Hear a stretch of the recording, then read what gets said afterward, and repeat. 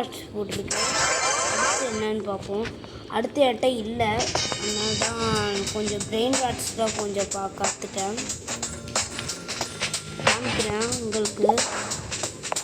இப்படி அடுத்து உங்களுக்கு பிரெயின் ராட்ஸ் காமிக்கிறேன்.